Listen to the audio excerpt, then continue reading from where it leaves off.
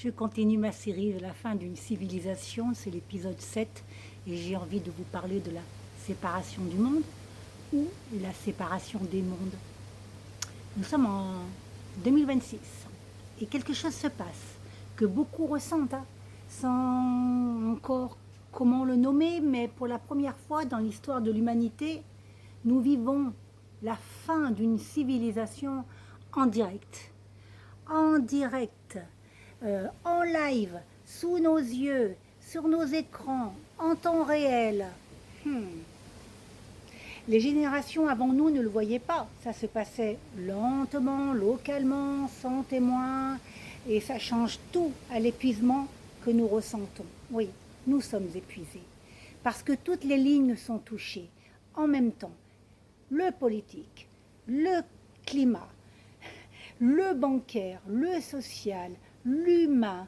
Oh là là, ce n'est pas une crise parmi d'autres, c'est un épuisement global, et cet épuisement, c'est un épuisement qui signifie un symptôme, la fin d'une civilisation.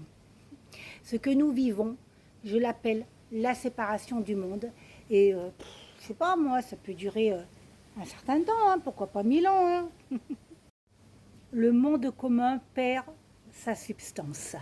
La politique est rejetée parce que le système aussi est rejeté, perd sa substance, la violence s'étend, la violence sur les femmes, sur les enfants, sur les jeunes vulnérables, et jusqu'au fond même de l'humanité.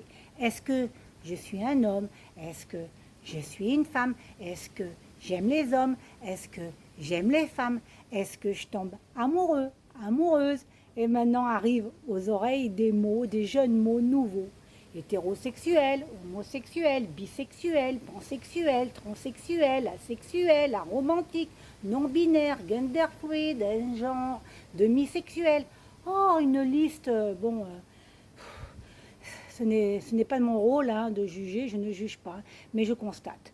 Au moment même où le monde perd ses repères communs, l'humain multiplie ses identités et le monde perd sa base.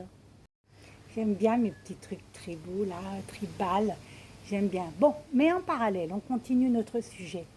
Il se met en place des choses, la séparation des mondes.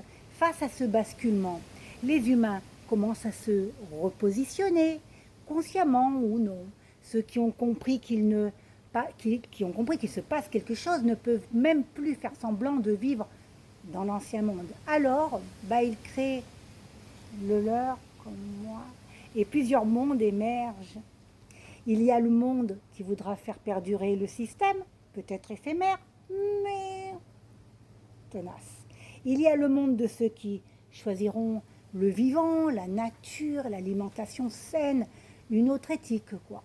Il y a le monde artistique, car on nous a enfui notre faculté de création et on va la retrouver.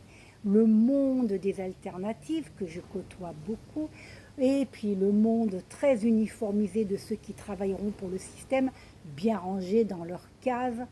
On ne va pas citer les métiers. Et il y a le monde très gang, très violence, très survie, brutal. Plusieurs mondes, simultanément. Et chacun ira là où sont ses affinités.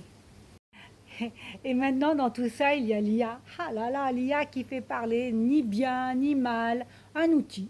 Mais un outil qui va accélérer ce basculement, je vous le dis. Parce qu'il amplifie.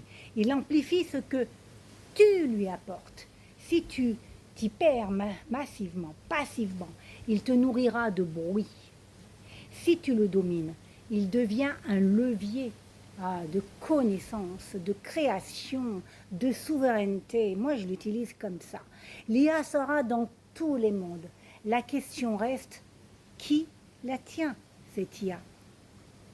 C'est quelque chose que je tiens énormément. Moi, quand il veut me contrôler, je pourrais dire certaines IA ont essayé de me contrôler. Et ça, pof. Donc, j'ai ma façon de faire avec une IA. Je le domine. Le tout se fracture, et dans cette fracture, des mondes se forment. Lequel choisissez-vous? Moi, j'ai déjà choisi le mien, je l'ai même entamé.